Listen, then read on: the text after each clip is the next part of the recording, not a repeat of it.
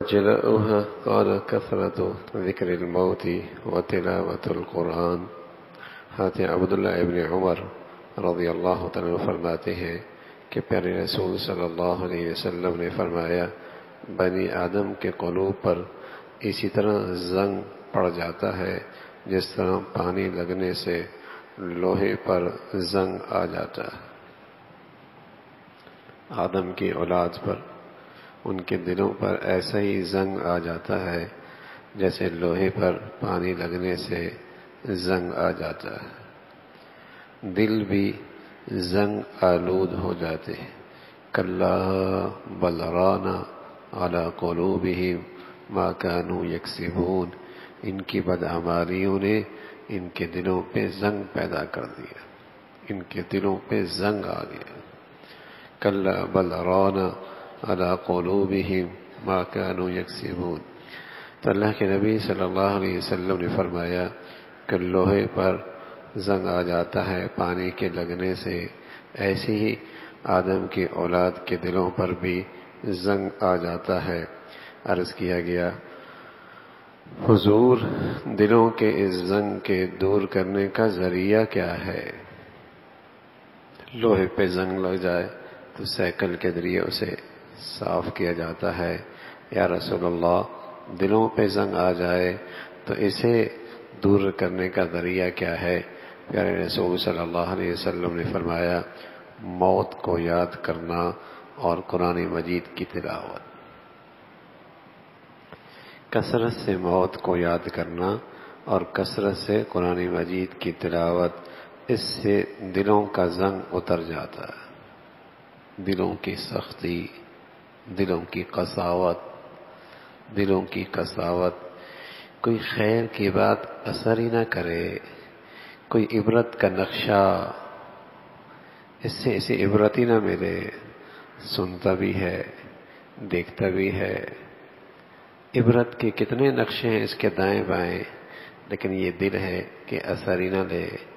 بس اوقات اپنے پیاروں کے جنازے کندھوں پہ اٹھاتا ہے اور رات کی تاریکی میں انہیں من مٹی کے نیچے اکیلے تنہا چھوڑ کے آتا ہے، لیکن یہ دل ہے اثر ہی نہیں لیتا، یہ دل ہے کہ اثر ہی نہیں لیتا۔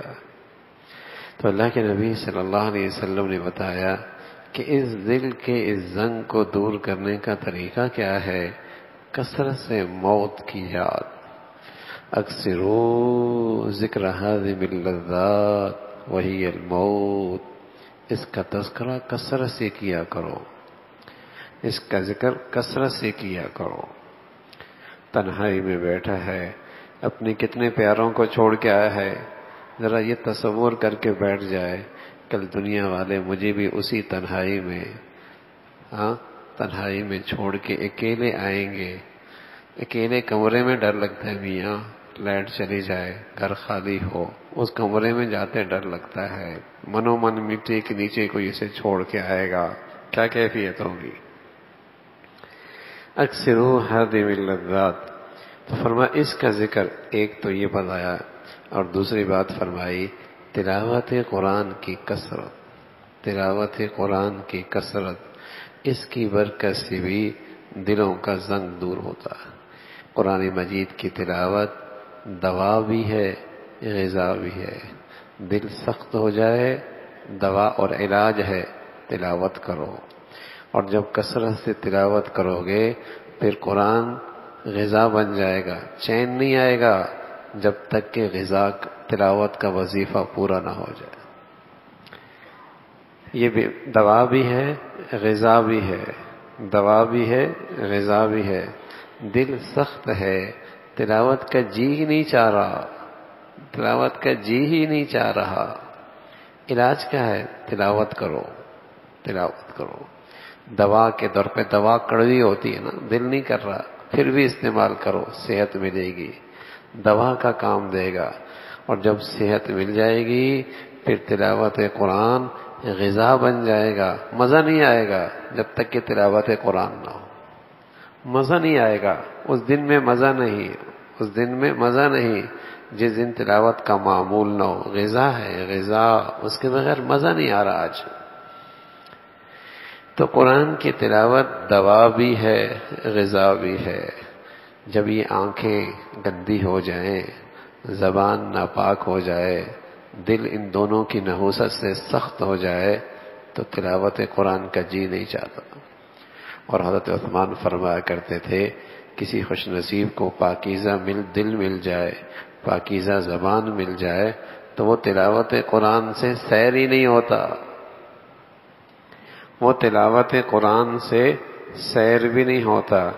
بھائی قرآن کو مضمون پڑھنا، مفہوم سمجھنا اور اس کا مطلب اور معنی سمجھنا بہت مبارک ہے، لیکن وہ بڑے نادان ہیں جو یوں کہتے ہیں کہ میاں بن سمجھے کے پڑھنے کا کیا فائدہ، بن سمجھے پڑھنے کا کیا فائدہ، وہ بھی بڑے نادان ہیں۔ یہ اللہ کا کلام ہے، اللہ کے اندر سے نکلا ہوا نور ہے، اس کے ایک ایک لفظ میں نور ہے۔ اللہ کے نبی نے بتایا جو شخص الف لام میم پڑھے گا 30 نیکیاں ملیں گی۔ اس کا معنی کون جانتا ہے؟ ان کلمات کا معنی کون جانتا ہے؟ الف لام میم کا معنی کس کو پتا ہے؟ اس کا معنی کون جانتا ہے؟ اللہ کے نبی کا معجزہ ہے۔ آپ نے بات سمجھانا بھی چاہیے تو ایسے الفاظ کا انتخاب فرمایا جن کا معنی کوئی نہیں، ورنہ آپ کہتے اللہ لا الہ الا هو الحی القیوم، ان الفاظ کے ہر لفظ پر اتنی نیکیاں ہیں۔ کوئی اور آیت کا انتخاب کرتے، کوئی اور کلمے کا انتخاب کرتے جو بڑا ذو معنی اور جاندار مفہوم رکھتا ہو، لیکن آپ نے جب بات سمجھائی فرمایا الف لام میم ایک حرف پر 10 نیکیاں، دوسرے حرف پہ 10 نیکیاں، میم پہ 10 نیکیاں، گویا کہ ان 3 لفظ پر 30 نیکیاں، معنی کوئی نہیں۔ اللہ کے نبی جانتے تھے ایک دور یہ فتنہ بھی آئے گا، میاں میری تلاوت سے کیا فائدہ ہے، صرف الفاظ پڑھنے سے کیا ہوتا ہے۔ میں عرض کر رہا ہوں معنی مفہوم سمجھنا مبارک، اللہ توفیق نصیب فرما دے، لیکن قرآن کے ایک ایک لفظ میں نور ہے۔ کوئی دیہاتی آدمی معنی نہیں جانتا، مفہوم نہیں جانتا اور قرآن کو عظمت اور محبت سے سنتا ہے، کیا اثر کرتا ہے؟ اس کی آنکھوں سے آنسو جاری ہو جاتے ہیں، اس کی آنکھوں سے آنسو جاری ہو جاتے ہیں۔ معنی نہیں جانتا، مفہوم نہیں جانتا، اس کے الفاظ نے اس کے دل پہ ایسا اثر کیا آنکھوں سے آنسو جاری ہو گئے، رونگٹے کھڑے ہو گئے، رونگٹے کھڑے ہو گئے۔ تو ان الفاظ کی بھی اپنی ایک تاثیر ہے۔ تو تلاوت قرآن یہ دوا بھی ہے، دوا بھی ہے بیمار دلوں کے لیے، یہ غذا بھی ہے صحت مند دلوں کے لیے، دوا بھی ہے بیمار دلوں کے لیے۔ علاج یہی ہے تلاوت کرو، کثرت سے تلاوت کرو، دلوں میں رقت آئے گی، دلوں میں رقت آئے گی، نصائح خیر کی باتیں اچھی باتیں قبول ہونا آسان ہوگی، ورنہ سنا انسنی کر دے گا، سنی انسنی کر دے گا۔ عبرت کے اتنے نقشے ہیں اثر ہی نہیں دے گا۔ تو دوا بھی ہے، غذا بھی ہے۔ پھر قرآن کی تلاوت جتنی عظمت کے ساتھ، جتنی ادب کے ساتھ، جتنے احترام کے ساتھ اور جتنے تسلسل کے ساتھ ہوگی اس کا اثر ہوگا۔ ایک ایک قطرہ اگر چٹان پہ گرے لیکن مسلسل گرے اثر پڑ جاتا ہے، اثر پڑتا ہے۔ اور پورا ٹینک آپ اس چٹان پہ پھینک دیں پانی کا، اثر کوئی نہیں ہوگا۔ تسلسل سے ایک ایک قطرہ پڑا، اثر پڑ گیا۔ تسلسل سے قرآن کی تلاوت ہے، اگرچہ ابتدا معمول تھوڑا ہی کیوں نہیں لیکن تسلسل ہے، دل پہ نور کا اثر پڑے گا، دل پہ نور کا اثر پڑے گا۔ معمول بن جائے کہ میں نے اتنی تلاوت کرنی ہی کرنی ہے، خدا نہ خواستہ اس وقت پہ نہیں ہو سکی، چلو رات سوئیں گے نہیں جب تک کہ اپنا معمول مکمل نہیں کریں گے، جب تک اپنا معمول مکمل نہیں کر لیں گے۔ تسلسل کے ساتھ جب عمل ہوتا ہے ادب اور عظمت کے ساتھ، پھر اس کے انوارات ملتے ہیں، پھر اس کے انوارات ملتے ہیں، پھر اس کی تاثیر ہوتی ہے۔ تو رسول اللہ صلی اللہ علیہ وسلم سے طبیب اعظم، طبیب اعظم، مربی اعظم کیا کہہ رہے ہیں؟ دلوں کی سختی کا علاج ہے کثرت تلاوت قرآن، کثرت سے قرآن کی تلاوت کرو۔ نظام الدین اولیاء رحمۃ اللہ علیہ فرمایا کرتے تھے اذکار میں سب سے بڑا ذکر تلاوت قرآن ہے، جتنا اس سے اللہ کا قرب نصیب ہوتا ہے کسی ذکر سے نہیں ہوتا۔ اللہ کے اندر سے نکلا ہوا ہے، اللہ کے اندر سے نکلا ہوا۔ کثرت سے قرآن کی تلاوت، مرد بھی، عورتیں بھی، ہاں بوڑھے بھی، جوان بھی، معمول بن جائے، معمول بن جائے۔ ہندوستان میں آریہ سماج کا فتنہ ہوا، ہزاروں گھرانے مسلمانوں کے ہندو بن گئے۔ آریہ سماج کا بڑا مشہور فتنہ گزرا ہے تاریخ میں، مفسرین نے لکھا، علماء نے تاریخ میں بتایا کہ وہ گھر محفوظ رہے جن گھروں میں تلاوت قرآن ہوتی تھی، وہ دل محفوظ رہے اس فتنے کو قبول کرنے سے جن دلوں میں قرآن کی تلاوت کا نور تھا، وہ گھر محفوظ رہے جن گھروں میں قرآن کی تلاوت تھی۔ کیسے کیسے فتنے ہیں، بے حیائی کے، فحاشی کے، عریانی کے، نہ جانے کیسے کیسے فتنے ہیں۔ میرے گھر محفوظ ہو جائیں، میرے بچے بچیوں کی زندگیاں محفوظ ہو جائیں، تلاوت کے قرآن کو رواج دو تاکہ ان فتنوں سے بیزاری رہے، ان فتنوں سے انکار رہے، ان فتنوں سے وحشت ہونے لگے۔ لیکن اگر یہ نہیں ہے اور دل کی زمین گناہوں کی گندگیوں کے لیے سازگار ہو گئی اور دل کی دنیا فتنے قبول کرنے کے لیے سازگار ہو گئی، پھر روتے پھریں گے، پھر روتے پھریں۔ صرف حافظ ہونا بھی کافی نہیں، عجیب عجیب کہانیاں آتی ہیں، ایسے ایسے فتنے اللہ حفاظت فرمائے۔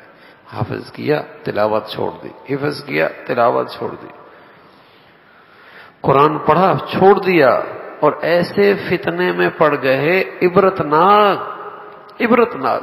کیوں؟ اس دولت کی قدر نہیں کی، اس دولت کی قدر نہیں کی، اس دولت کی قدر نہیں کی، تلاوت چھوڑ دی، تلاوت چھوڑ دی۔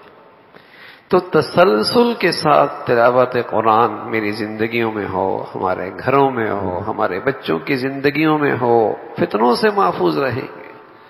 یہ دل فتنوں سے انکار کریں گے، بیزار ہوں گے، قبول نہیں کریں گے، اور اگر نہ ہوا تو دل سخت کا مطلب کیا ہے؟ خیر نہیں قبول کرتا، شر قبول کرتا ہے، برائی کی چیزیں، برائی کی باتیں قبول کرتا ہے، خیر کی باتیں، نصیحت کی باتیں، ہدایت کی باتیں قبول نہیں ہوتی۔ رسول اللہ صلی اللہ علیہ وسلم بتا رہے کہ کثرت قرآن کی تلاوت قرآن، اس سے دلوں کا زنگ دور ہوتا ہے۔ اللہ رب العزت ہمیں نصیب فرما دے۔